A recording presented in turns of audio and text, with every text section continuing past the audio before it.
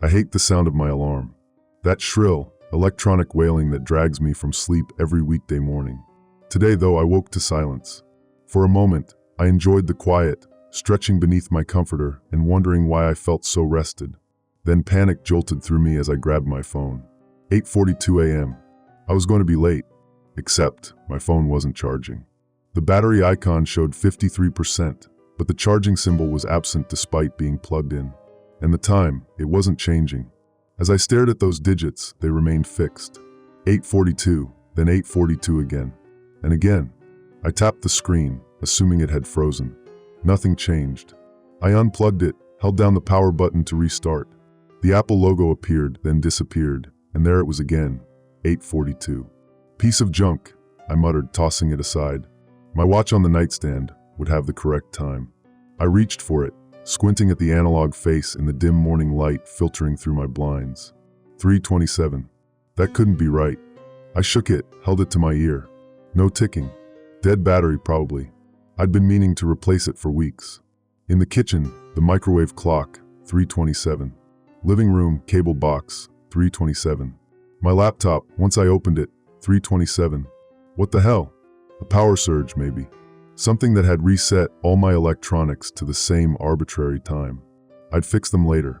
Right now, I needed to get to work before Taylor started sending those passive-aggressive texts about team responsibility. I showered quickly, the hot water a small comfort against the weird start to my day. Through the bathroom window, Chicago looked normal enough. Traffic moving on the streets below, people walking with their coffee cups. A regular Tuesday.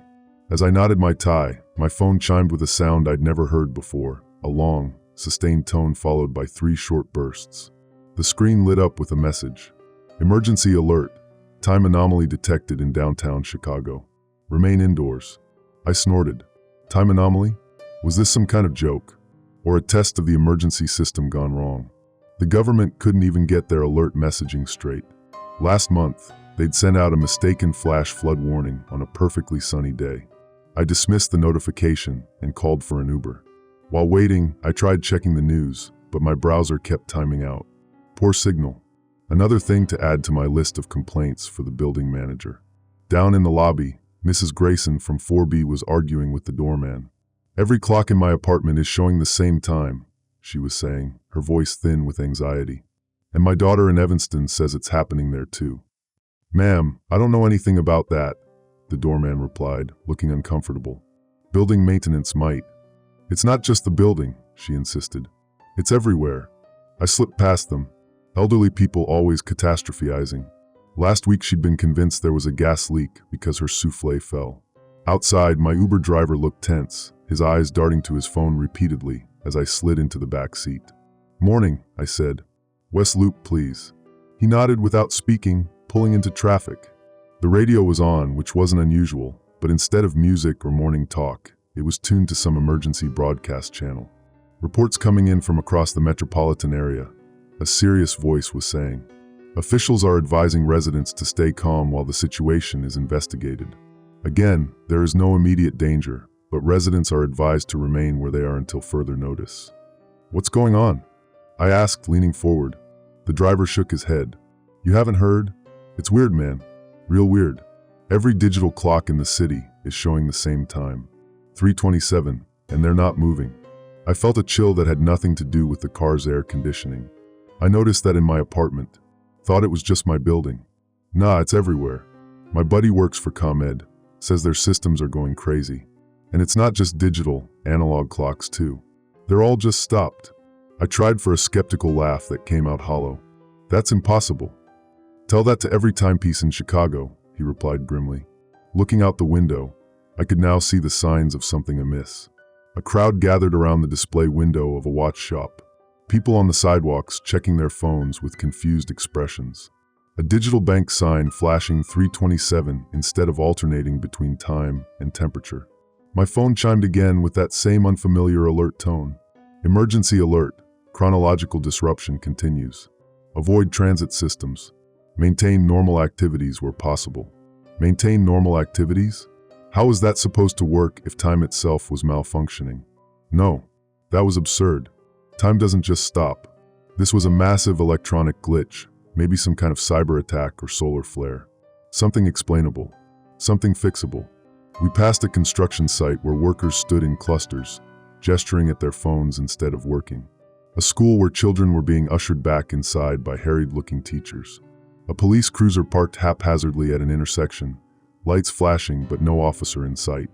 "I can get you close to your building," my driver said, "but some streets are being blocked off now." Blocked off? By who? Police. And I saw some military vehicles heading downtown earlier. Military? For a clock malfunction? This was getting ridiculous. When I finally reached my office building, a small crowd of my co-workers huddled in the lobby, their faces illuminated by phone screens. "Mike," Taylor called when she spotted me. "Did you get the alerts?" I nodded, trying to project calm confidence. "Some kind of system glitch, obviously." "I don't think so," said Raj from IT, looking up from his laptop. "This isn't just affecting network devices. It's mechanical timepieces too." My grandfather's pocket watch stopped at exactly 3:27. "That's not possible," I insisted. "Tell that to the atomic clock at the university," someone else chimed in. "Professor Ellman just tweeted it's showing 3:27 and hasn't budged in hours." I was about to argue further when the lights flickered, dimmed, and then came back brighter than before. Everyone fell silent. The lobby's large decorative clock, an antique brass monstrosity that had kept perfect time since the building opened in 1927, caught my eye. Its hands pointed to 3:27. An electronic chime sounded from every phone simultaneously, making us all jump. "Emergency alert. Temporal stability compromised. Shelter in place. Further instructions to follow. Do not attempt to reset timepieces." "We should get upstairs," Taylor said quietly. "The presentation for Westmark is at 11. She paused, looking uncertain. Or, it was supposed to be. As we crowded into the elevator, I tried to focus on the day ahead. The presentation I'd stayed up late perfecting. The client call. The lunch meeting. Normal things. Important things. But as the elevator ascended, its digital floor indicator stuck on 3, I couldn't shake the feeling that none of those things mattered anymore. That something fundamental had shifted beneath the surface of reality. When we reached our floor, the office was in chaos. Half the staff huddled around TVs while others frantically tried to make calls or send emails. "Internet's going in and out," Raj informed us. "Cell networks too, and no one can reach anyone outside the Chicago area." "What about landlines?" I asked. "Dead. Just static." My phone chimed again, and this time the message sent ice through my veins. "Emergency alert. Remain calm. The time disruption is connected to a historical event." The moment the bomb dropped. The bomb? What bomb? I stared at my phone's screen until it dimmed, then went black.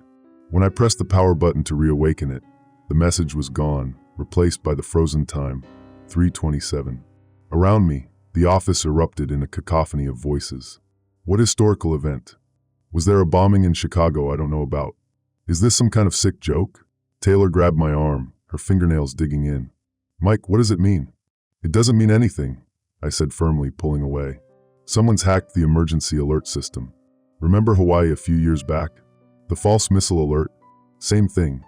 My confident tone belied the cold unease spreading through me. This felt different, more pervasive, more real somehow. But admitting that meant acknowledging that something truly inexplicable was happening, and I wasn't ready for that. "The presentation," I said, changing the subject. "We still have the Westmark meeting." Taylor looked at me like I'd suggested we go swimming in Lake Michigan in January. "You can't be serious. Given what's happening." "What exactly is happening, Taylor?" "Some clock stopped. Some weird messages. That's it. Until we hear otherwise from actual authorities, we stick to the schedule." I strode toward the conference room, projecting far more certainty than I felt. Behind me, conversations continued in hushed, anxious tones. I heard someone mention radiation, another person countering with EMPs. Everyone had a theory. No one had answers. The large TV in the conference room was on, tuned to a local news channel. A visibly shaken anchor was mid-sentence. Conflicting reports from various agencies. The Department of Homeland Security is advising residents to stay where they are, while the Illinois Emergency Management Agency has begun evacuating certain areas of downtown. "We're trying to get clarification." The broadcast cut to a federal official in a suit, standing at a podium. "There is no cause for panic," he stated with robotic calmness. We are experiencing a localized chronological anomaly that our scientists are working to understand. Residents should remain in their current locations unless directly instructed otherwise by uniformed personnel. I want to emphasize that there is no radiation threat. Repeat, no radiation threat at this time. The words "at this time" hung in the air like a guillotine blade. Another chime from our phones. Emergency alert. Chronological displacement detected. Possible radiation exposure in zones 1 to 4. Decontamination centers being established. No radiation threat, huh? Muttered Raj, who had followed me into the room. The news cut to a field reporter standing on Michigan Avenue. Behind her, people streamed past, some walking quickly, others running. In the distance, sirens wailed. As you can see, despite official instructions to stay put, many Chicago residents are attempting to leave the downtown area. There are reports of. She stopped suddenly, pressing her hand to her earpiece. I'm getting word that all bridges and major exits from the downtown area are now being closed by National Guard units. Again, all major exits from downtown Chicago are being closed. Officials are calling it a temporary quarantine measure. Quarantine? That word sent a spike of fresh fear through me. My phone rang, an actual call, not an alert. The screen showed MOM, but the signal was terrible, her voice breaking into static-filled fragments. Okay, we're seeing news, Chicago. Mom, I'm fine. Everything's fine. Just some kind of technical glitch with the... Coming to get you, Dad's driving. Be there in. No, don't come downtown. They're blocking the roads. Just stay home. I'll call you when. The call dropped. I tried redialing, but now nothing happened when I pressed her contact. No ring, no connection, nothing. The meeting room door opened and our director, Patricia, entered. Her usual immaculate appearance was slightly disheveled, a button misaligned on her blazer, hair not quite perfect. Emergency management meeting in 5 minutes, she announced. All department heads. The rest of you, continue working but stay in the building. Continue working? Taylor echoed incredulously. On what? Patricia fixed her with a stern look. On whatever you were working on before. The Westmark presentation. The quarterly reports. Life goes on, Taylor. But even as she said it, another emergency alert blared. Emergency alert. Temporal radiation spreading.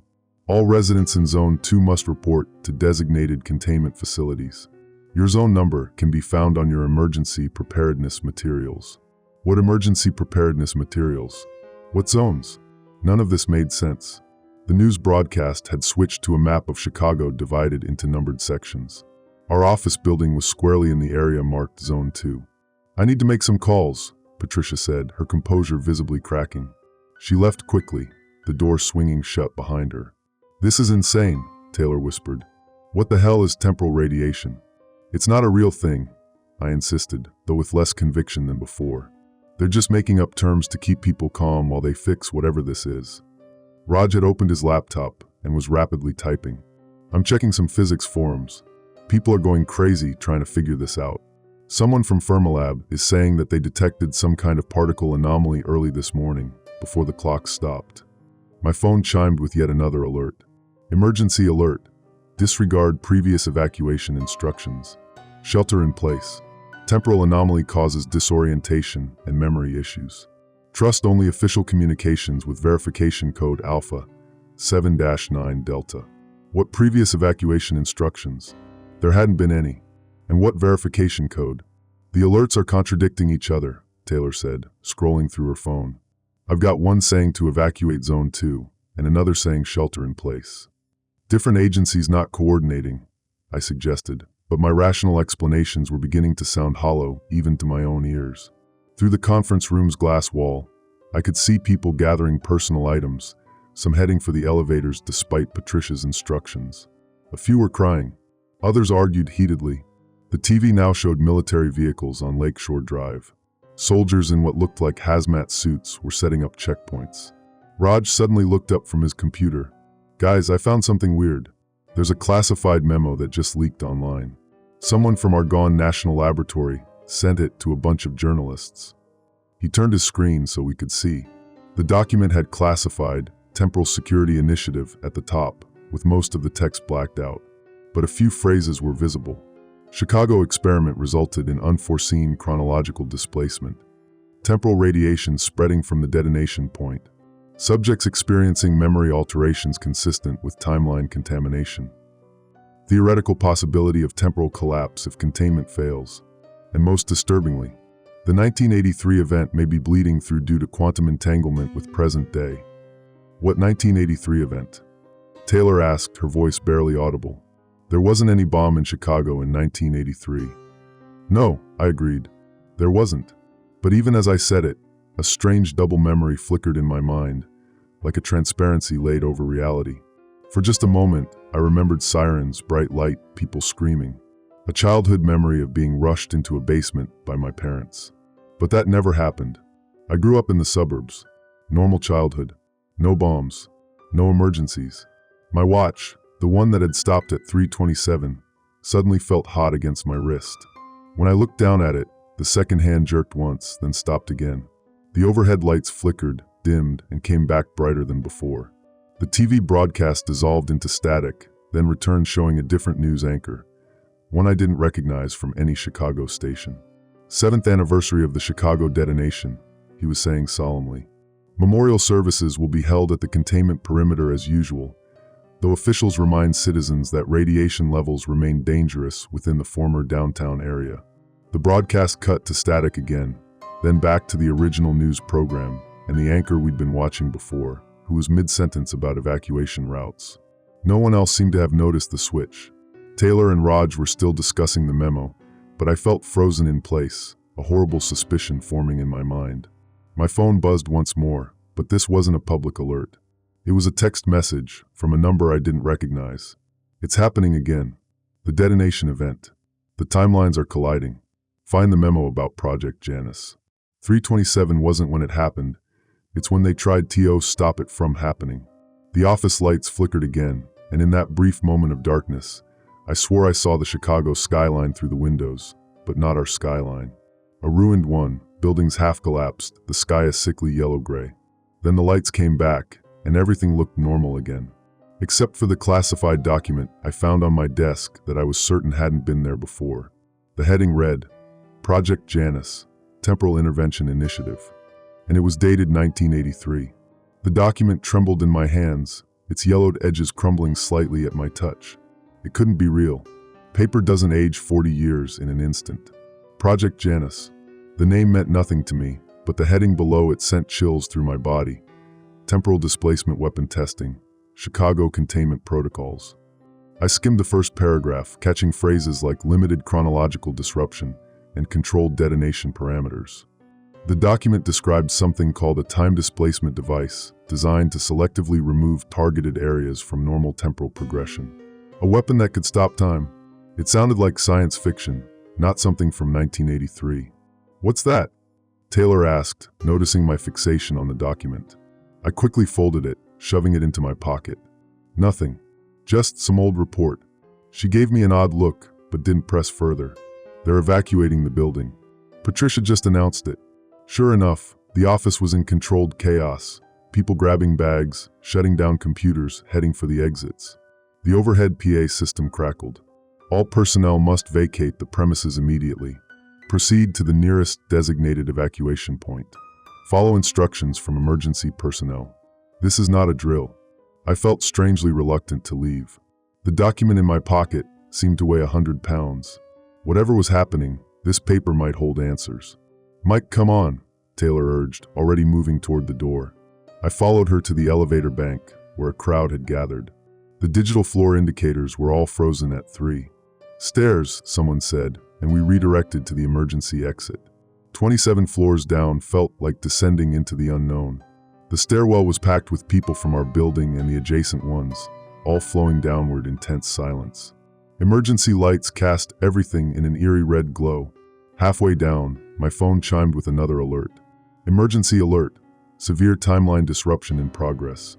Evacuation route to be compromised. Proceed to alternate evacuation point Delta.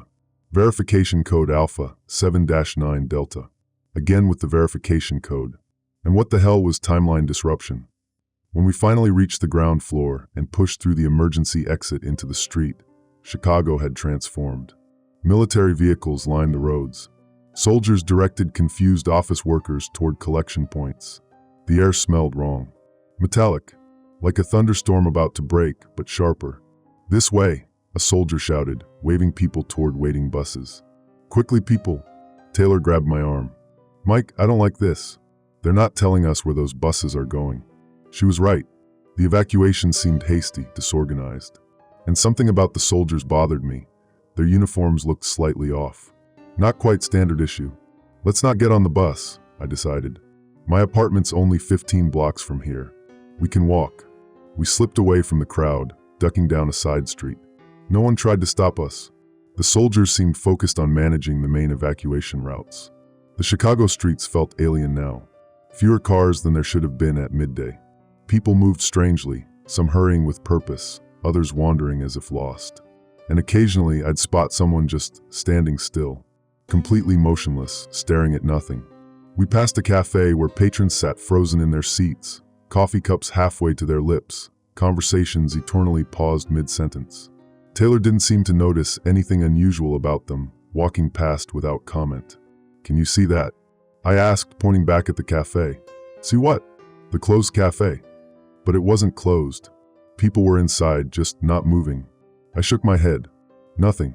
Never mind." The document in my pocket felt hot against my leg. I needed to read it properly, understand what it was saying about this Project Janus. As we walked, the city's appearance began to fluctuate. One block looked normal, buildings intact, street signs where they should be. The next block showed subtle wrongness, cracked windows, faded paint, vegetation growing where it shouldn't. Like seeing the same street in 2 different decades simultaneously. "Do you notice anything strange about that building?" I asked Taylor, pointing to a skyscraper whose upper floors seemed to be crumbling. She squinted up.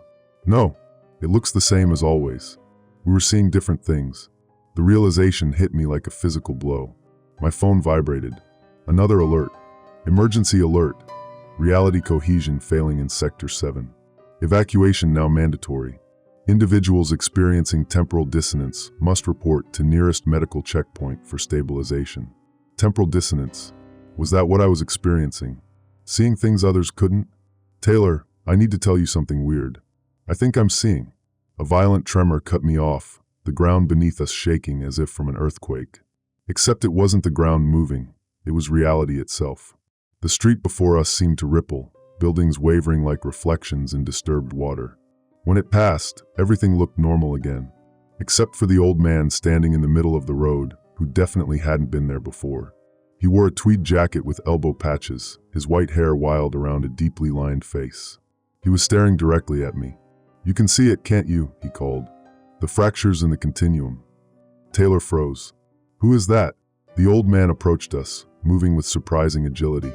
"You have the temporal sight," he said to me, ignoring Taylor completely. "You're witnessing both timelines simultaneously." "Both timelines?" I echoed. "The one where the bomb dropped, and the one where it didn't." His eyes, I now noticed, were different colors, one blue, one hazel. They were supposed to remain separate, but something's gone wrong with the barriers. "What bomb?" Taylor demanded. "What is he talking about?"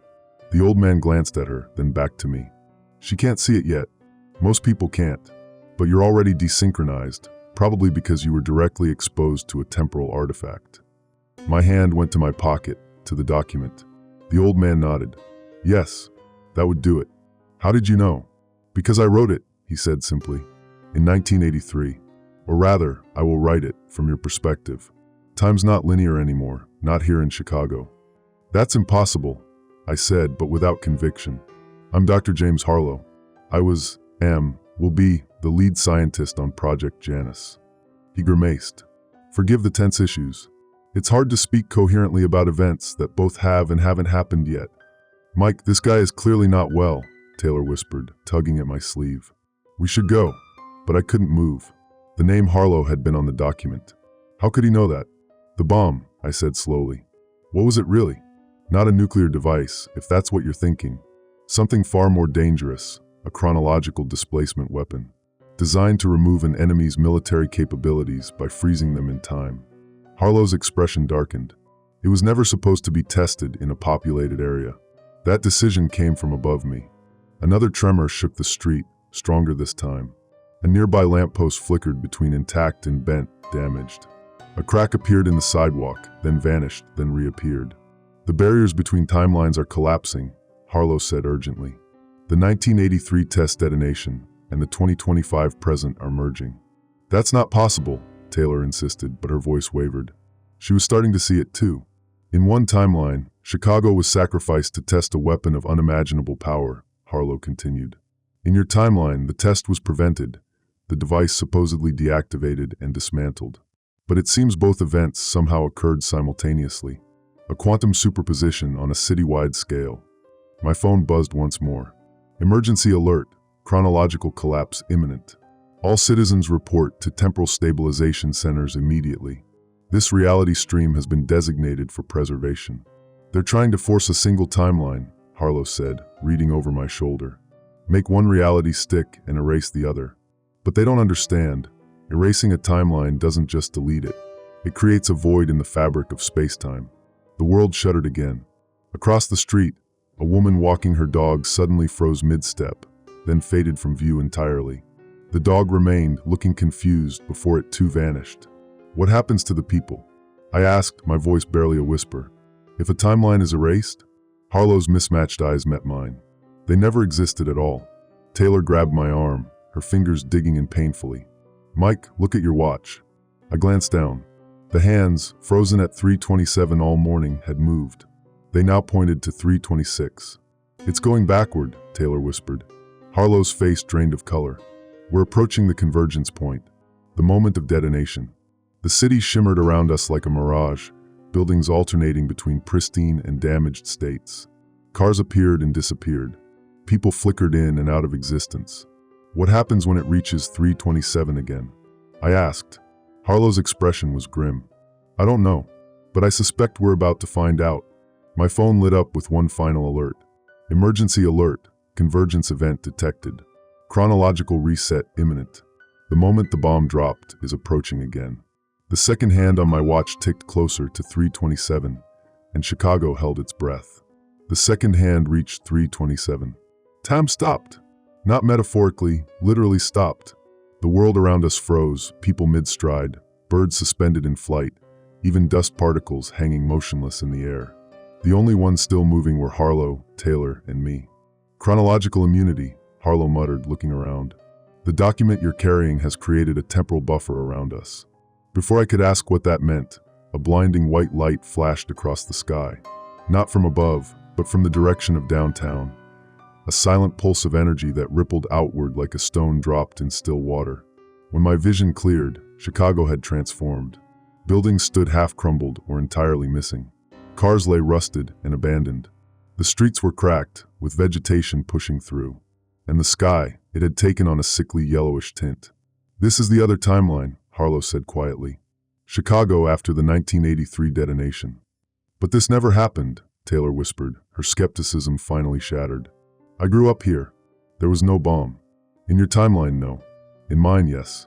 Harlow gestured around us. What you're seeing is a ghost reality, one that both did and didn't occur. Another flash, and we were back in our Chicago, intact, modern, normal. Then another flash, and the devastation returned. The transitions were becoming faster, the two realities flickering back and forth like a strobe light. The convergence is accelerating, Harlow said urgently. We don't have much time. Time for what? I demanded. What are we supposed to do about this? Find the epicenter, the point where the device was detonated. If we can reach it, I might be able to stabilize the temporal field. My phone chimed again, but now the emergency alert was different. Citizens of Chicago, the time displacement is a government fiction. Do not report to containment centers. They are harvesting temporal energy from civilians. Find shelter underground. Verification code Echo 3-1 Gamma. Who's sending these? I asked, showing Harlow the message. This verification code is different from the others. There are factions, he replied grimly. Even in my time, there were those who wanted to use the weapon, and those who tried to stop it. It seems that conflict continues. The flickering between timelines was now continuous, reality stuttering back and forth every few seconds. It was disorienting, nauseating. Buildings would appear intact, then crumbling, then intact again.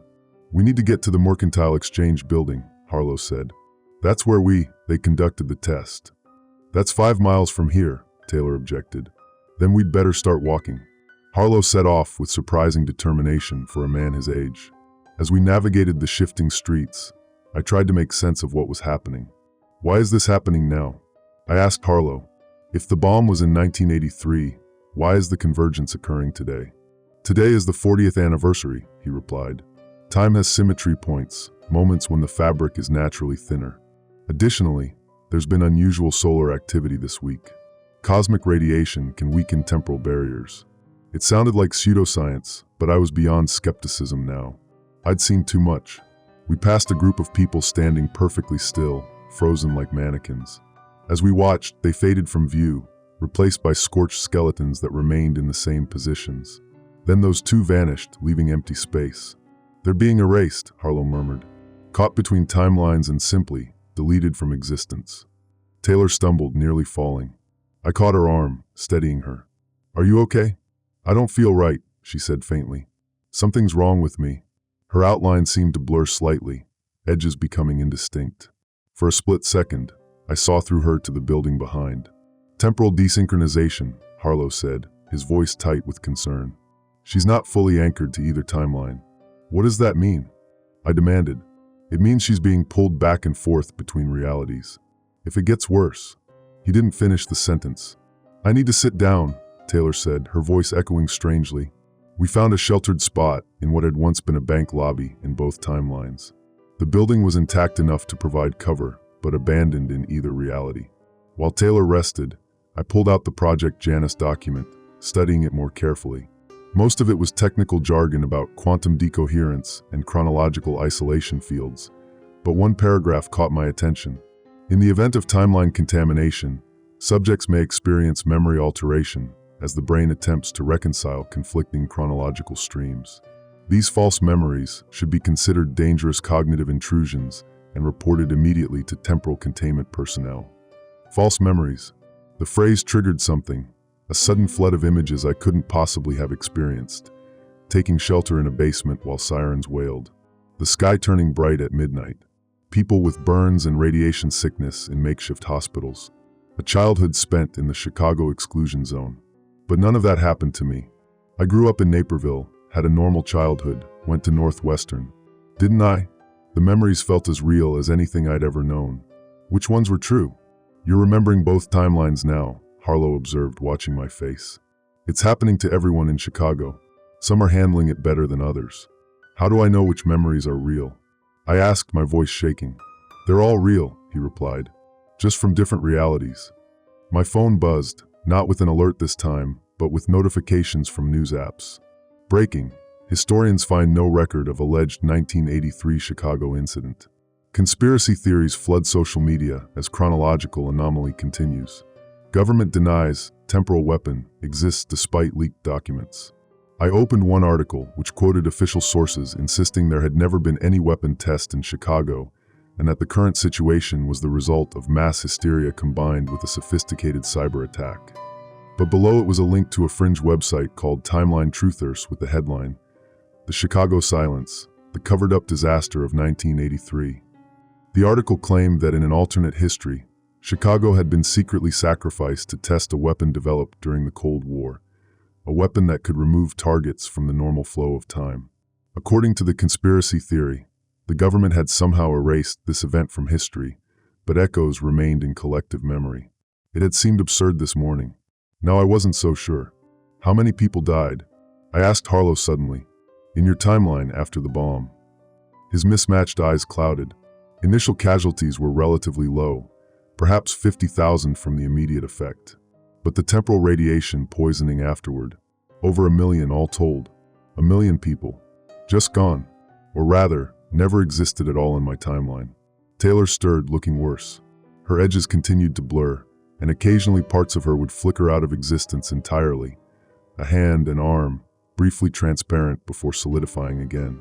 We need to keep moving, Harlow insisted. The mercantile exchange is our only hope of stabilizing this. She can't walk like this, I argued. Then she stays here. I'm not leaving her. Harlow grabbed my arm, his grip surprisingly strong. Listen to me. She's phase-shifting between timelines because she has no anchor. In my reality, she likely died in the blast. In yours, she lived. The convergence is trying to resolve that contradiction. By killing her? By erasing the paradox entirely. His expression softened slightly. I'm sorry, but we can't help her. Not here. Only by fixing the core breach can we stabilize all peripheral effects. I looked back at Taylor, whose form now rippled like a reflection in disturbed water. She met my eyes. Go, she said simply. Fix this.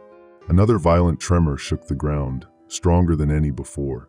Outside, buildings began to flicker more rapidly between states, intact/ruined/intact/ruined, until they seemed to exist in both conditions simultaneously, a nightmarish superposition of destruction and preservation. My phone lit up with a final alert. Emergency alert.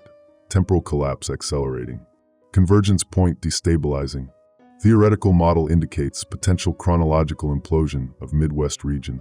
May God help us all. As Taylor faded from view one last time, I turned to Harlow. Let's go. We stepped back onto Chicago's streets that now existed in impossible states, simultaneously whole and destroyed, populated and abandoned. Past and present merged into a terrible new reality that contained both yet honored neither. And somewhere ahead lay the origin point, the place where time itself had been wounded 40 years ago, or perhaps today, or perhaps in a future that hadn't happened yet. The moment the bomb dropped, I first saw one on Thursday morning, a translucent figure standing in the corner of my kitchen, barely visible against the sunlight streaming through the blinds. A woman in dated clothes, an 80s power suit with massive shoulder pads, her hair permed into a rigid helmet. She was staring at something I couldn't see, mouth moving soundlessly. When I blinked, she vanished. I dismissed it as sleep deprivation. After all, I hadn't managed more than a few hours of fitful rest since the clock stopped. But then I saw another on my way to the bathroom. An elderly man in a sweater vest, looking confused, his outline wavering like heat distortion over asphalt. Hello, I ventured, my voice barely above a whisper. He turned toward me, not seeing me but sensing something. His lips moved. Where am I? Then he too disappeared. By midday, they were everywhere. The media was calling them echoes or temporal ghosts, though the official emergency broadcasts used the clinical term chronological displacement manifestations. People from another time, another version of Chicago, bleeding through into ours. My phone buzzed with yet another emergency alert. Emergency alert. Temporal anomaly update. All Chicago residents advised to avoid contact with dimensional anomalies. Do not attempt to interact with temporal echoes. Report sightings to authorities. Remain indoors when possible. The alerts had evolved over the days. No more pretending this was a system test or a simple malfunction. The truth was leaking out alongside these ghosts. Something had gone catastrophically wrong with time itself. I ignored the advice to stay home. I needed answers, and my apartment was becoming increasingly unreliable. This morning, I'd found a crack running across my living room wall that hadn't been there when I went to sleep. But when I touched it, my fingers came away coated with decades-old dust and what looked horribly like ash. Downtown was barely recognizable. Military checkpoints choked the main thoroughfares, and soldiers in unfamiliar uniforms, not standard Army or National Guard, directed traffic away from cordoned-off areas where the echoes appeared most concentrated. Their patches bore an insignia I'd never seen, a stylized hourglass inside a triangle.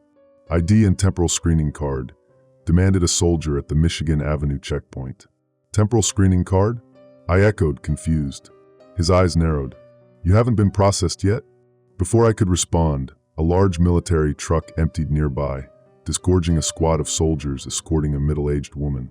She looked ordinary enough, except for the way her body occasionally flickered. One moment she appeared normal, the next her skin showed the mottled burns of radiation sickness, her hair missing in patches. Another desync, the soldier muttered, then turned back to me. Report to Millennium Park for processing. All civilians showing signs of temporal instability must be registered. I nodded and walked away, but turned down the first side street I could find. No way was I reporting for processing when they were treating the afflicted like prisoners. My phone buzzed again. Emergency Broadcast System. Official statement from Temporal Stability Commission. Dr. Eleanor Weiss, Chief Scientist. What we're experiencing is a unique phenomenon caused by quantum entanglement between two distinct timelines. In 1983, a device was detonated in Chicago. In our primary timeline, this detonation was prevented. However, the parallel timeline where the detonation occurred has become entangled with our own. Citizens may experience echoes from this alternate reality. These manifestations are harmless but indicate progressive timeline degradation. Remain calm and report to processing centers if you experience persistent visions or physical desynchronization. I stared at my phone in disbelief. They were admitting it now. A bomb, or something like it, had both detonated and not detonated in Chicago in 1983. Two incompatible realities were colliding, and somehow I was caught between them. Walking through Grant Park, I saw more echoes than living people. They moved through a Chicago I couldn't see, some panicked, some injured, all oblivious to our reality. One passed directly through me, and I felt a sickening lurch, like missing a step in the dark. For just a moment, I was somewhere else, a ruined cityscape, the air thick with dust and the smell of burning plastic. Then I was back, gasping on my knees in the grass. My hands trembled as I pulled out my phone, searching for more information. The official channels were sanitized and vague, but social media was ablaze with theories and eyewitness accounts. One thread caught my attention, a memorial list from 1983, allegedly for the victims of the Chicago event. I scrolled through the names with growing dread until I found it, my name, listed among the dead, with my exact birth date. But that was impossible. I was alive. I had memories of my entire life. I had never experienced any nuclear attack or temporal event in 1983.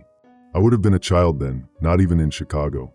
Unless those memories belonged to a different version of me, from the timeline where the detonation never happened. Back in my apartment, things had deteriorated further. Half my living room now looked decades old. The paint faded and peeling, the furniture rotted and covered in dust. The other half remained normal. The division wasn't clean. The two states bled into each other like watercolors. More alarming was my journal on the coffee table. I always kept it locked, but it lay open to entries I never wrote, dated for days that hadn't happened yet. April 15th, 2025. The military is rounding up anyone with temporal awareness. Davis from downstairs was taken today. His wife insists they never had a husband named Davis. When I showed her their wedding photo, she screamed until they came for her too. April 17th, 2025. The shifts are getting worse. I spent 6 hours in the other Chicago today. The radiation readings are beyond survivable levels, but somehow people still exist there. They've adapted. They saw me this time. They called me visitor. April 20th, 2025. Found my other self today. Not alive. Preserved somehow in the ruins of what would have been my apartment building. The temporal overlap is nearly complete. I slammed the journal shut, but not before noticing one final entry, dated a week from now, written in shaky, barely legible script. It was never about a bomb. That's just what they told us. It was about what the bomb uncovered. Sleep was impossible that night. The echoes had found their way into my apartment, dozens of them, moving through walls, occupying the same space I did. Some seemed aware of me now, staring with hollow eyes, reaching out with hands that passed through my flesh but left cold burns behind.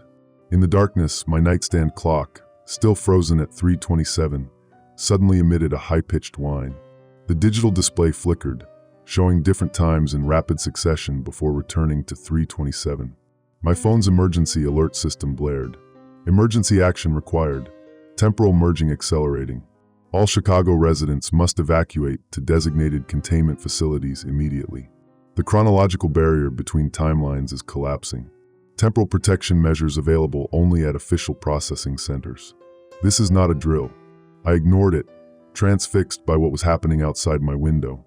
The Chicago skyline was shifting. Buildings appeared and disappeared, some whole, some as broken shells. For brief moments, I could see the city as it existed in the other timeline, devastated, yet rebuilt in alien ways, structures that defied conventional engineering. And then I saw it, the clock tower downtown, the only constant between both realities. In both versions of Chicago, its hands remained frozen at 3:27. That's when I understood. The tower was the epicenter. Whatever had happened, or hadn't happened, had started there. Morning came, but brought no relief. Half my apartment now existed in the post-event timeline. The bathroom mirror showed my reflection flickering between my familiar face and something else, gaunt, scarred, eyes clouded from radiation damage. I wasn't just seeing the echoes anymore. I was becoming one. The door to my apartment wouldn't close properly anymore. Half of it existed in my timeline, sleek, painted white, while the other half had warped into splintered wood, blackened at the edges. I gave up trying to lock it. What was the point? The boundaries between realities had become so thin that solid matter barely constituted an obstacle anymore. I needed to go deeper into the city, to find others experiencing what I was. The online forums had gone silent overnight. Either the government had shut them down, or their users had been processed. Outside, Chicago had transformed. Entire streets flickered between present day and apocalyptic ruin. Modern glass and steel skyscrapers dissolved into skeletal frameworks before reassembling themselves seconds later. The air itself felt wrong, sometimes crisp and clean, sometimes thick with particles that burned my lungs and made my eyes water. I walked 6 blocks before encountering another living person. A woman in her 60s, sitting calmly on a bench that alternated between new and charred. Unlike the panicked crowds from days earlier, she seemed perfectly at ease with the unstable reality around her. "First time crossing over?" she asked, noticing my disoriented expression. "I'm not crossing anywhere," I replied. "Everything's changing around me." She nodded. "That's how it starts. Soon you'll slip fully into the other side for minutes, then hours. Eventually you'll learn to control it, to choose which Chicago you want to inhabit at any given moment." "Who are you?" I demanded. "What do you know about what's happening?" "My name is Margaret," she said. "In this timeline, I'm a retired physics teacher. In the other, I was one of the first responders after the detonation. I've been living in both Chicagos for nearly 2 weeks now." My phone buzzed with another alert. "Emergency directive. Mandatory evacuation order. All citizens in zones B through F must report to temporal processing centers immediately. Harboring temporally unstable individuals is now classified as a federal offense. Resistance to processing will be met with immediate containment measures." Margaret glanced at my phone and smiled grimly. "They're not trying to help us, you know. They're trying to eliminate us." "The military?" "The Temporal Stability Commission. They don't want to fix what's happening. They want to stabilize one timeline by erasing all evidence of the other, including people like us who've become aware of both." It sounded paranoid, but after what I'd witnessed, I couldn't dismiss it.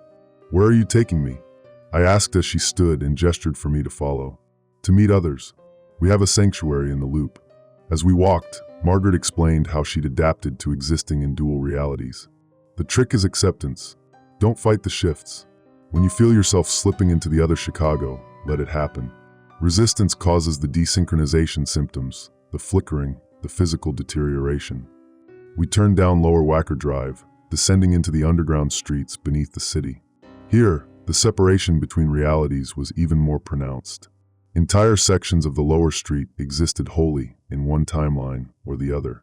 "Why is it worse down here?" I asked. "Proximity to ground zero," Margaret said.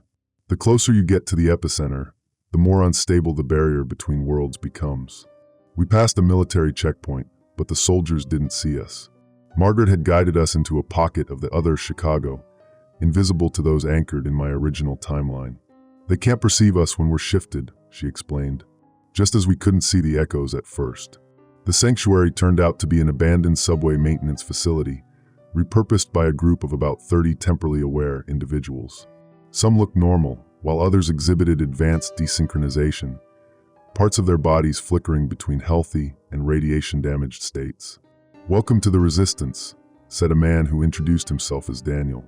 "Former TSC scientist, until I learned what they were planning."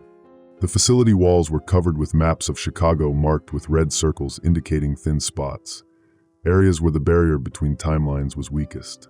Photos and documents were pinned alongside them, evidence of what they called the cover-up.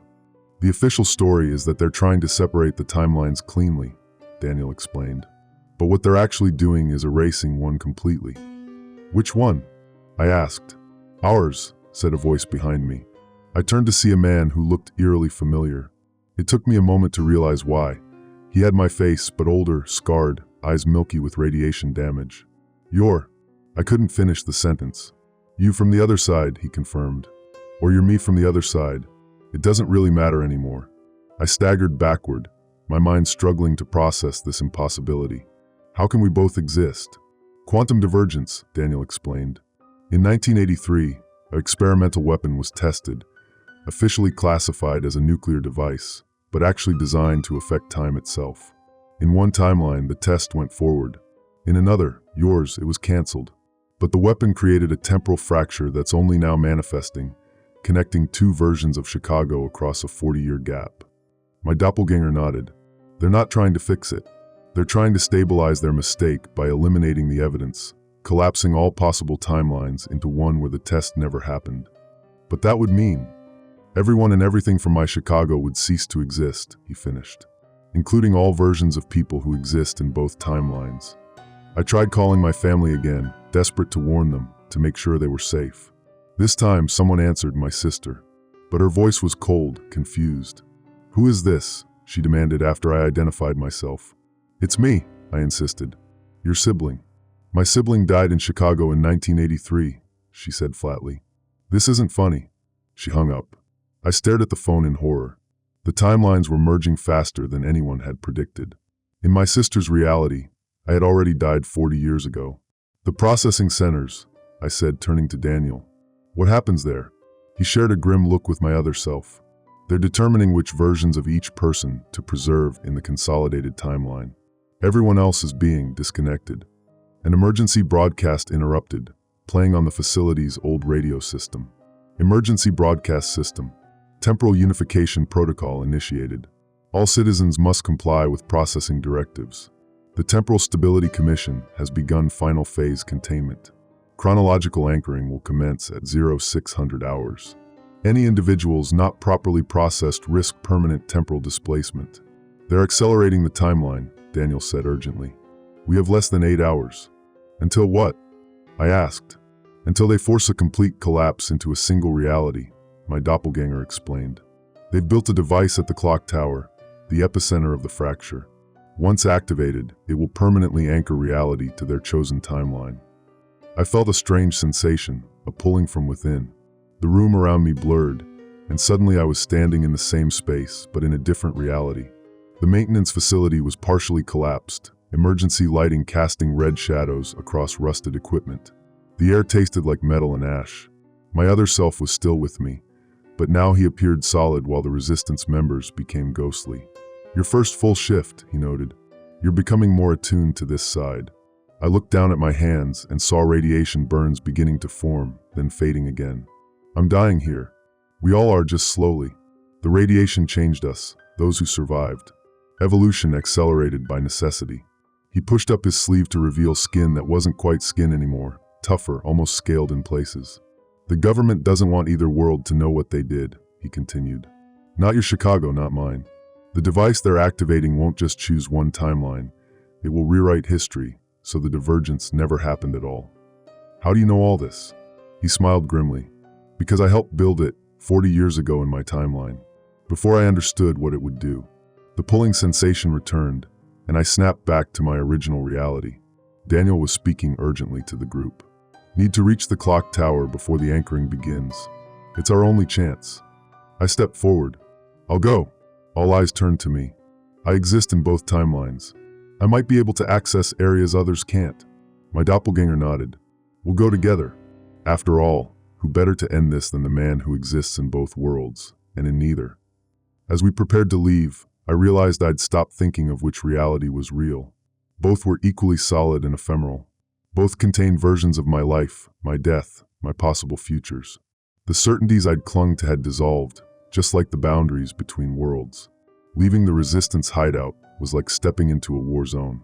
Chicago, both Chicagos, had descended into chaos overnight. The military presence had tripled, with armored vehicles at every major intersection and helicopters circling overhead. Their searchlights cut through a sky that couldn't decide if it was clear or choked with smoke. My doppelganger moved with the cautious efficiency of someone who had survived decades in a hostile environment. We were joined by Daniel and a woman named Eliza, a former TSC engineer who claimed to understand the anchoring device. The clock tower is less than a mile away, Daniel said, consulting a map that flickered between current and destroyed streets. But it might as well be on the moon with the security they've established. We don't need to use the streets, my other self replied. He pointed to a sewer grate. Underground is safer. The tunnels exist in both timelines. I hesitated. Won't the military have thought of that? Eliza shook her head. They can't maintain a presence in both realities simultaneously. Their equipment isn't designed for the transition. Ours is. She tapped her temple meaningfully. The sewer system was partially flooded, the water ankle-deep and unnaturally warm. In patches, it steamed with radiation from the other timeline. My phone buzzed with another alert as we waded through. Emergency alert. Martial law now in effect. All civilians must remain in designated safe zones. Unauthorized movement will be met with immediate detainment. Temporal stability requires your compliance. Resist instability. Resist the echoes. They're getting desperate, Daniel muttered. As if confirming his assessment, a new announcement followed. Temporal Stability Commission. Executive Order 8675.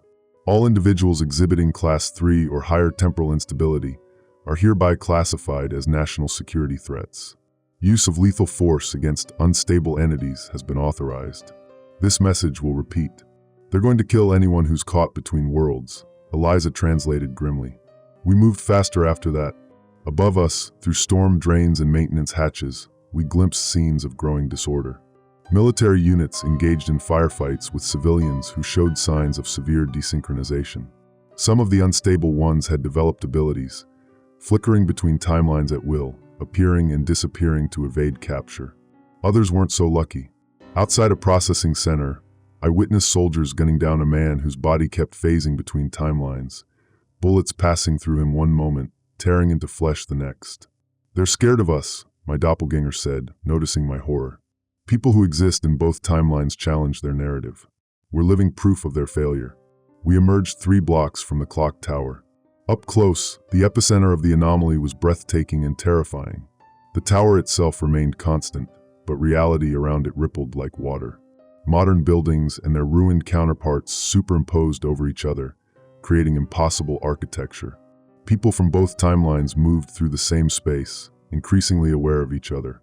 And at the center of it all, the clock. Its face was visible from all sides, hands frozen at 3:27. There, Daniel pointed to a military cordon surrounding the base of the tower. That's where they'll have the anchoring device. As we watched, a convoy arrived. Scientists in specialized suits unloaded equipment under heavy guard. Among them was a familiar face, the woman from the emergency broadcasts, Dr. Eleanor Weiss. That's the TSC director, Eliza whispered. If she's here personally, they're ready to activate. A sudden wave of disorientation hit me, stronger than any previous shift. The world tilted sideways, and I found myself fully in the other Chicago, the post-detonation timeline. The clock tower remained, but everything else changed dramatically. The sky was a perpetual twilight, tinted amber by particulates that never settled. The buildings were not simply ruined, they had been rebuilt in strange, haphazard ways, utilizing materials I couldn't identify. Most shocking were the people. The survivors here had adapted to their ruined world in disturbing ways. Some had developed the same scale-like skin as my doppelganger. Others showed more extreme modifications, extra appendages, eyes with horizontal pupils, mouths that opened too wide. Evolution accelerated by necessity, my other self had said. But this wasn't evolution, it was mutation. Forced adaptation to an environment poisoned by whatever had really happened in 1983. The shift lasted nearly 5 minutes before I slipped back to my original timeline, gasping for breath. Getting worse? Daniel asked, steadying me. I nodded, unable to speak as another emergency alert buzzed. Final notice. Chronological anchoring countdown initiated. The Temporal Stability Commission will commence final timeline anchoring at 0600 hours. All citizens must be temporally processed before anchoring begins.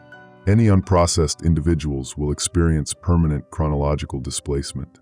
This is your final warning. Eliza checked her watch. 2 hours. We need to move now. We formulated a desperate plan. Daniel and Eliza would create a diversion on the western perimeter. Meanwhile, my doppelganger and I would approach from the east, using our dual timeline existence to slip past the guards during a synchronized shift. Remember, my other self warned as we prepared to separate, when you feel the shift coming, don't fight it. Ride it like a wave. The diversion worked better than expected. Daniel and Eliza triggered some kind of temporal device that caused a cascade of reality shifts in rapid succession. Guards and scientists alike were caught in the flux, many collapsing as their bodies tried to exist in 2 places simultaneously. In the confusion, we made our move. I could feel another shift building inside me, the telltale vertigo, the doubling of vision. This time, I didn't resist. I let the other Chicago wash over me, and for a perfect moment, I existed equally in both worlds. Guards looked right through us as we passed between security checkpoints, invisible in the gaps between realities. We reached the base of the clock tower as alarms blared across both timelines. Inside, the air thickened with temporal distortion. Each step felt like walking through molasses. "This is ground zero," my doppelganger said, his voice echoing strangely. Where it all began. The tower's interior contained a marvel of engineering, a massive device encircling the clock mechanism itself. Cables and conduits pulsed with blue-white energy, all feeding into a central column beneath the clock face. "The anchoring device," I breathed. "No," my other self corrected. "This is the original, the temporal bomb." My mind reeled as understanding dawned. "It didn't detonate in 1983. It's detonating continuously," he finished. "Across all points in time simultaneously. That's why the clock stopped at 3:27. That moment isn't just preserved, it's repeating over and over again, a temporal loop that never completes." In one corner, I spotted Dr. Weiss hunched over a control panel, frantically calibrating equipment. She looked up as we approached, unsurprised by our appearance. "You're too late," she said. "The anchoring sequence can't be stopped." "What are you really doing?" I demanded. "This isn't about protecting people." Her expression hardened. "It's about protecting reality itself." The detonation created a paradox, a bomb that both did and didn't explode. Physics can't sustain that contradiction indefinitely. Either both timelines collapse completely, or we anchor to one and sacrifice the other. "And you chose my timeline," my doppelganger stated flatly. "We chose the timeline with fewer casualties," she countered. "The clean timeline. History as it should have been. At the cost of erasing 40 years of existence for millions of people," I argued. "People who should never have existed in that form," she snapped. "Don't you understand? The other Chicago is an aberration, a mistake that's been festering for decades. Those aren't people anymore. They're temporally corrupted entities." My other self stepped forward, his radiation-scarred face contorted with fury. "We survived what your government did to us. We rebuilt. We adapted. And now you want to erase us because we're inconvenient to your sanitized version of history." Above us, the clock hands trembled ever so slightly, as if straining against invisible bonds. The moment of detonation, trying desperately to complete itself. Dr. Weiss turned back to her equipment. "The anchoring will proceed. In 1 hour, there will be only one Chicago, one timeline. The way it always should have been." As she spoke, I noticed something peculiar. On her desk lay a folder marked Classified, Operation Janus. Beside it, photographs of the chronological anchoring device, but with different coordinates than the ones currently displayed. My doppelganger saw it too. His eyes met mine, and in that moment, I understood what we needed to do. The solution wasn't choosing between timelines. It was breaking the loop entirely. Dr. Weiss was pulled away by a subordinate, giving us precious minutes alone with the equipment. My doppelganger moved with urgency toward the control panel. "We don't have much time," he whispered. "The anchoring sequence is already initializing." "What exactly are they doing?" I asked, scanning the incomprehensible data streams flowing across multiple monitors. "They're forcing a quantum collapse," he explained. "Imagine reality as a wave of possibilities. Right now, both timelines exist simultaneously, superimposed but increasingly aware of each other. The anchoring device forces that wave to collapse into a single, definitive state. And they've chosen my timeline." He nodded grimly. "The clean version. The one where their experiment never failed, where Chicago was never destroyed, where their mistake can be scrubbed from history." A soldier appeared in the doorway but looked through us. We were phasing between realities again, temporarily invisible to those fully anchored in either timeline. These fluctuations were coming more frequently now, a sign of accelerating temporal degradation. My phone buzzed with another alert. "Temporal Stability Commission. Anchoring sequence initiated. Chronological stabilization has begun. All citizens report to your designated temporal processing center immediately. Those who have been processed will be anchored to the primary timeline. Unprocessed individuals may experience permanent chronological displacement. Estimated completion, 60 minutes. They're not telling people what permanent chronological displacement actually means," my other self said bitterly. "Erasure. Complete non-existence." I studied the control panel, noticing the settings didn't match the photographs in the folder. "What are these coordinates?" "Temporal coordinates," he replied. "The device needs to know which moment in time to anchor to. They've set it to May 15th, 1983, one day before the original detonation in my timeline. Early enough to prevent the explosion, late enough to preserve their research data. A terrible thought occurred to me. All those people being processed, what are they actually doing to them? Temporal triage, he said. They're scanning everyone's quantum signature, determining which timeline they're most strongly anchored to. Those who align with the target timeline, your Chicago, will survive the collapse. Everyone else. What about people like us? Existing in both. His scarred face twisted into something between a smile and a grimace. We're the most dangerous variable. That's why they're hunting us so aggressively. We exist equally in both states. We're living paradoxes. Footsteps approached, Dr. Weiss returning with armed guards. We ducked behind a bank of equipment just as they entered. Increase security on all levels, she ordered. We have reports of anomalous entities in the building. Shoot on sight. We can't risk interference this close to anchoring. As the guards dispersed, she returned to her station, inputting a series of commands that made the surrounding machinery hum louder. The blue-white energy flowing through the cables pulsed more rapidly. Anchoring at 15%, announced an automated voice. Estimated completion in 52 minutes. We needed a plan fast. I motioned for my doppelganger to follow me behind a massive transformer, out of sight.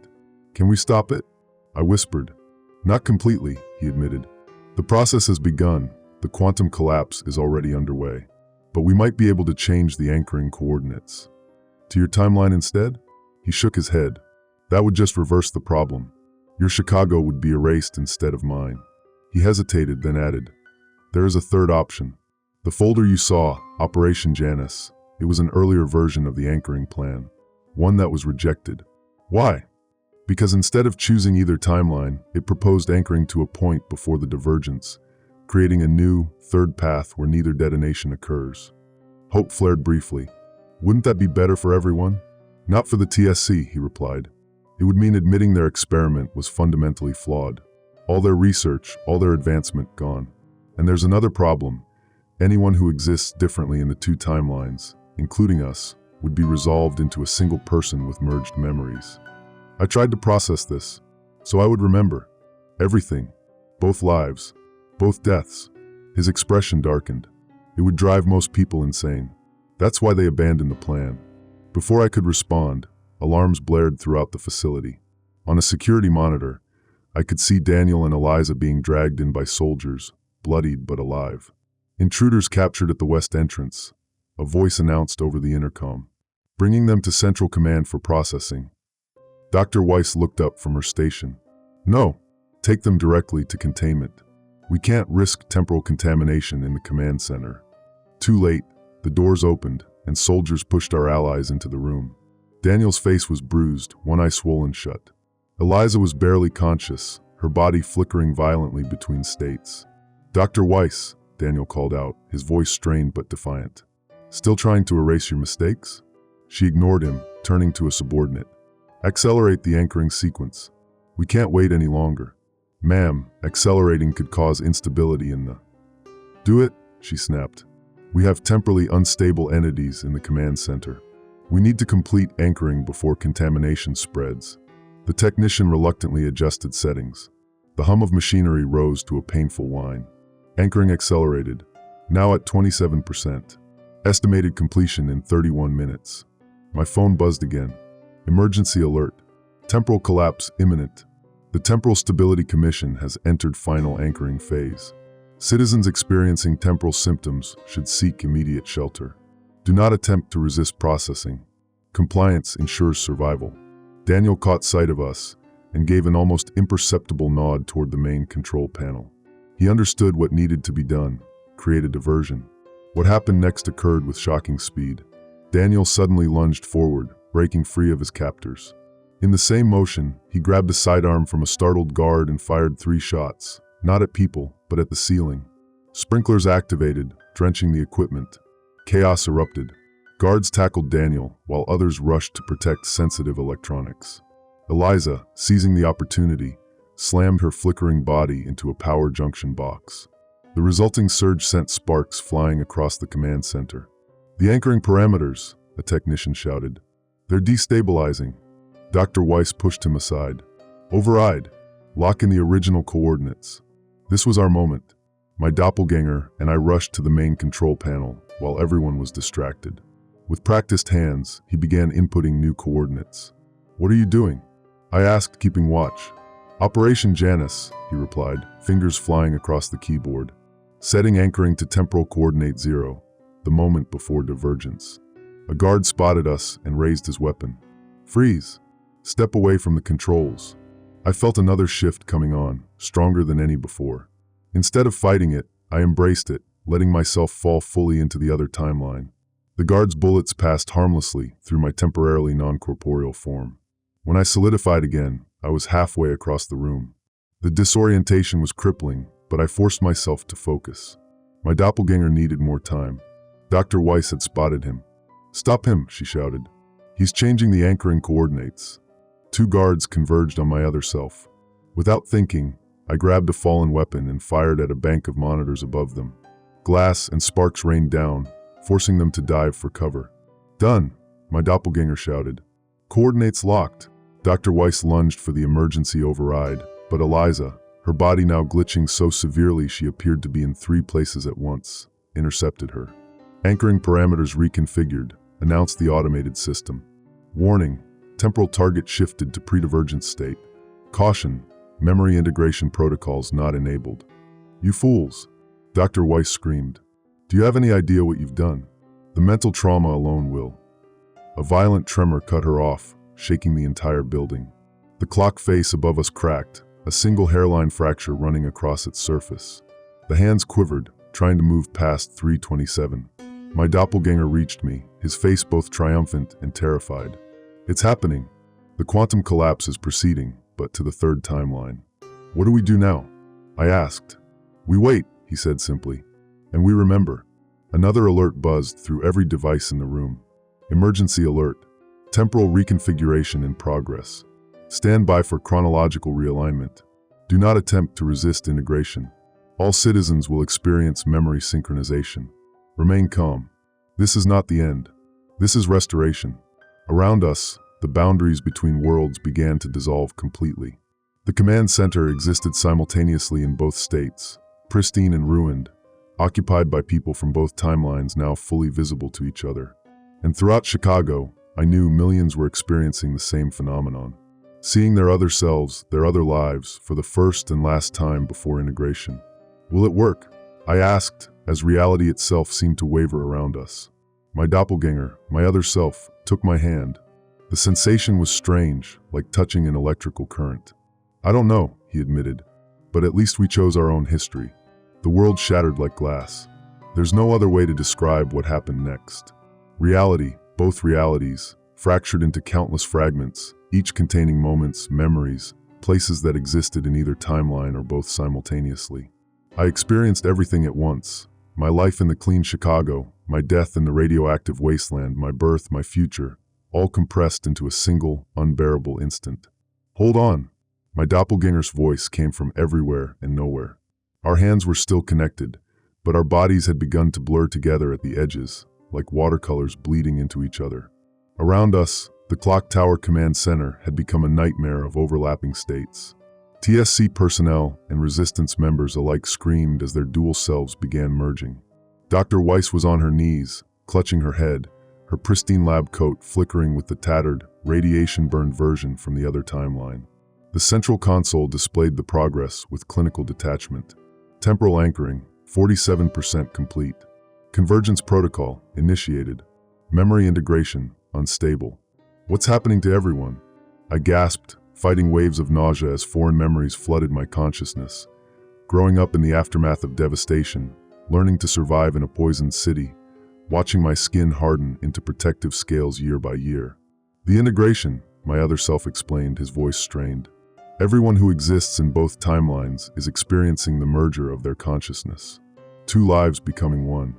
Another emergency alert cut through the chaos, broadcasting simultaneously on every device and speaker. Emergency alert. Critical temporal instability detected. Integration protocols failing. Memory cascade effect in progress. Citizens experiencing acute temporal psychosis should report to medical stations immediately. Remain calm. Chronological anchoring will stabilize in approximately 32 minutes. We need to reach the device itself, Daniel called out, stumbling toward us. His face kept shifting between his clean timeline appearance and his radiation-scarred counterpart. The anchoring is destabilizing. If it fails completely, both timelines could collapse entirely, my doppelganger finished. We fought our way through the command center, now engulfed in chaos. The floor beneath us fluctuated between solid concrete and crumbling rubble. Walls phased in and out of existence. TSC guards were too overwhelmed by their own merging consciousnesses to stop us. The central chamber housed the heart of the anchoring device, a column of swirling blue-white energy surrounding the base of the clock mechanism. The clock hands still pointed stubbornly to 3:27, but they trembled violently now, as if fighting to break free. "The realignment device," Eliza explained, her voice slipping between her two selves. "It's meant to create a smooth transition between timelines, but something's wrong." She gestured to a display showing a rapidly deteriorating waveform. "The convergence is too unstable. We're creating something worse than either original timeline."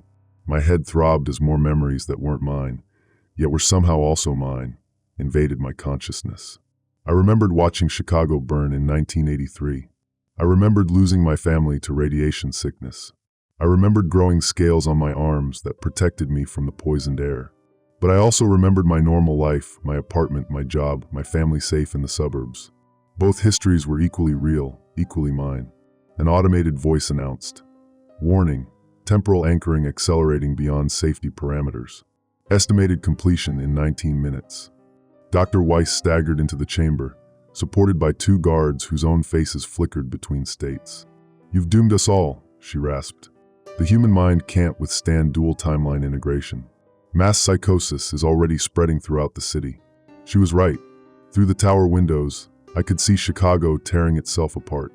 Buildings phased violently between states, sometimes occupying impossible configurations as their two forms tried to occupy the same space. People in the streets below were collapsing, overwhelmed by competing memories, or lashing out in confusion and terror. My phone buzzed with what would be the last coherent emergency alert. Emergency alert. Evacuation order. All Chicago residents must proceed to temporal sanctuary zones immediately. Integration failure has resulted in catastrophic reality destabilization. Military containment perimeter established at city limits. This is not a drill. This is not a drill. This is not. The message cut off abruptly. "We need to abort the anchoring," I said. My doppelganger shook his head, our shared memories making words almost unnecessary. "We can't stop it now. The collapse has gone too far. If we interrupt the process, both timelines will unravel completely." "Then what do we do?" Daniel stepped forward, his movements jerky as his dual selves fought for control. "We need to redirect it. Target a different temporal coordinate." "Where?" Eliza asked. Any point after the divergence would just favor one timeline over the other. I looked up at the clock face, its hands still frozen at 3:27, and understood with perfect clarity what needed to be done. The plan formed in my mind, in our minds, as my doppelganger and I reached the same conclusion simultaneously. "Not where," I said. "When?" 3:27, my other self continued.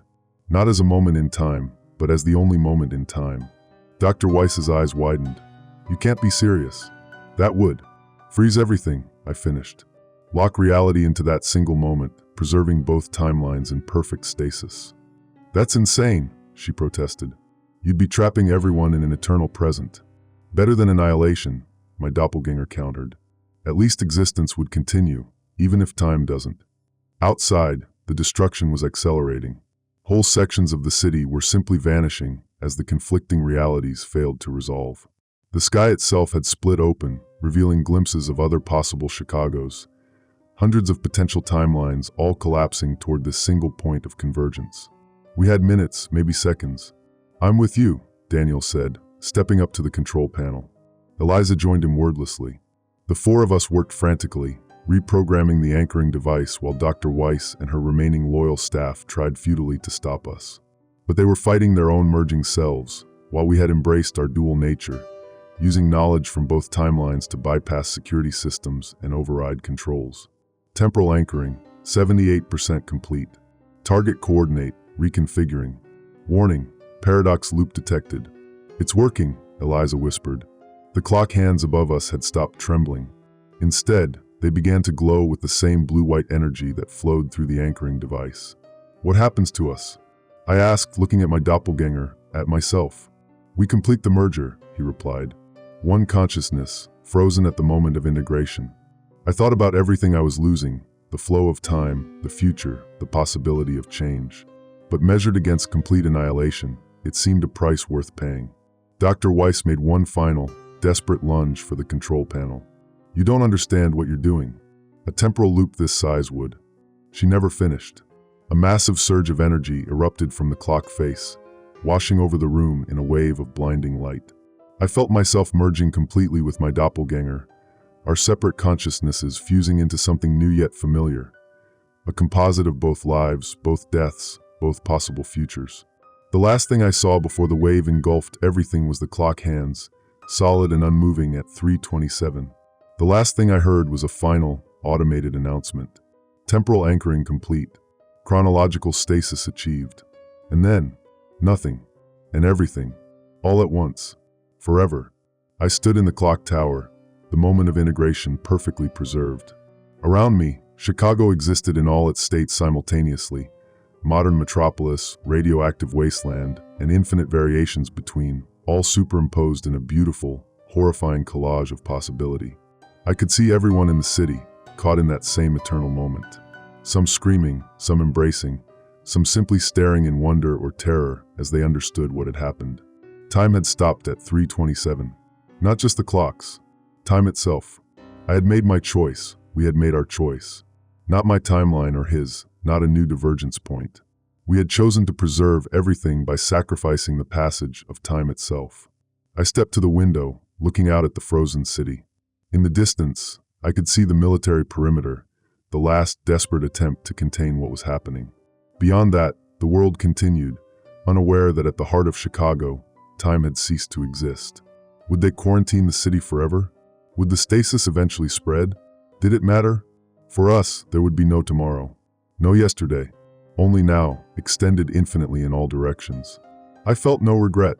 In a reality where the options were complete erasure or eternal stasis, we had chosen the only path that preserved existence itself.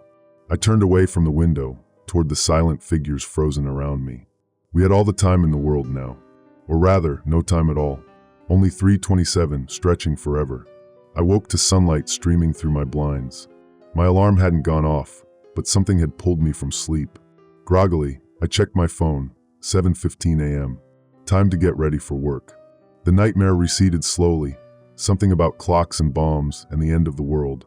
As I showered and dressed, fragments lingered, a clock tower, a doppelganger with my face, a city frozen in time. Just a dream, though an unusually vivid one. My morning routine progressed with comfortable familiarity. Coffee brewing, news playing softly in the background, toast popping up exactly when expected. Everything was as it should be. Outside, Chicago hummed with normal activity.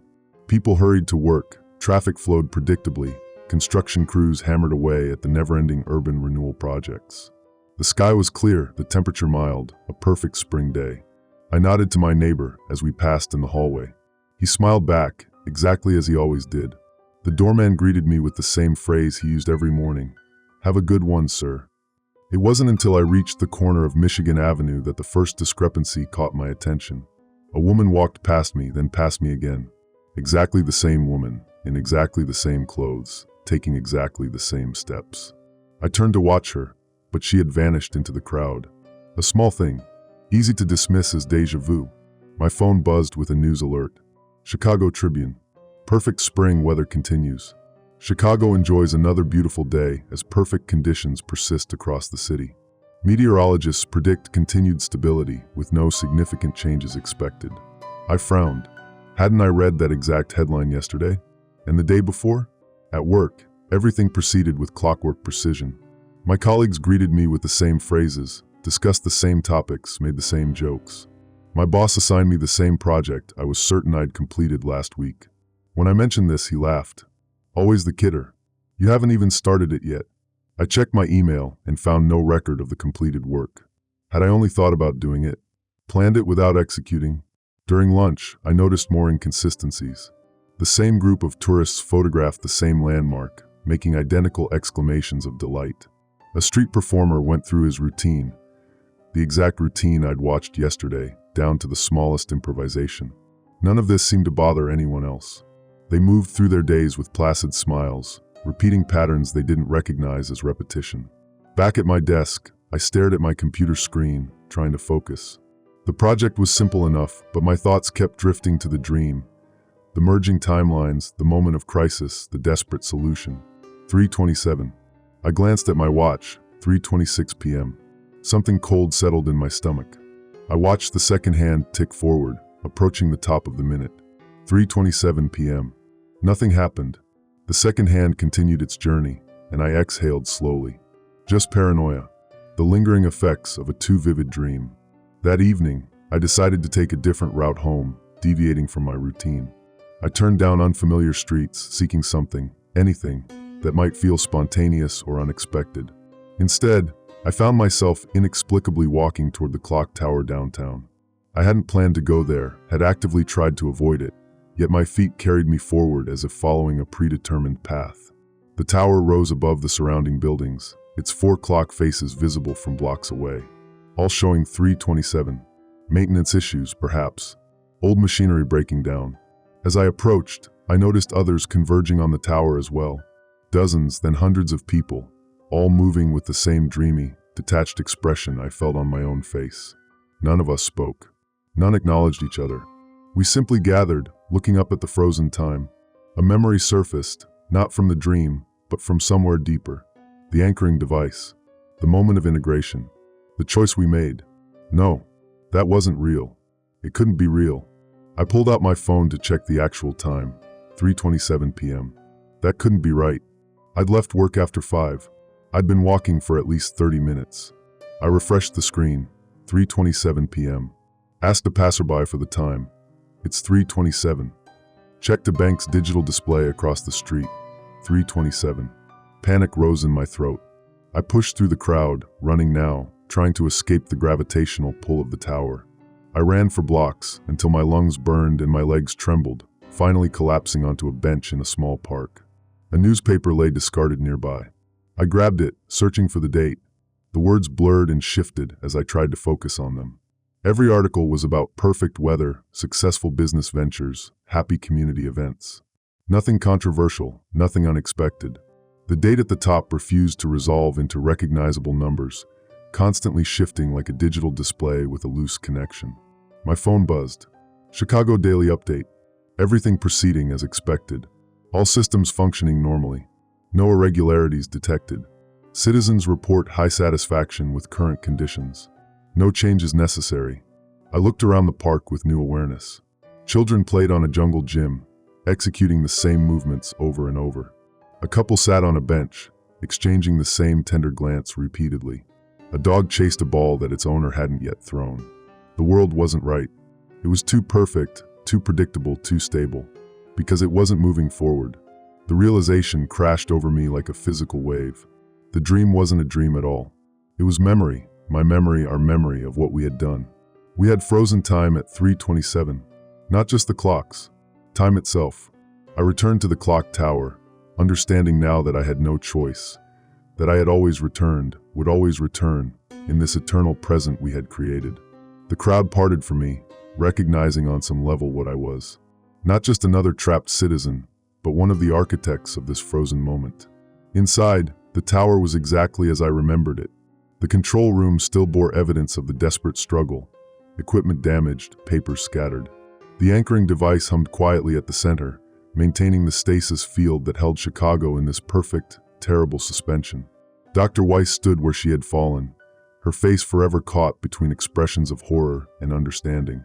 Daniel and Eliza remained at the control panel, eternally completing the final adjustments that had frozen us all. And there, by the window, stood another figure. Me, or what had once been me before the integration. I approached slowly, knowing what would happen next because it had already happened, was always happening.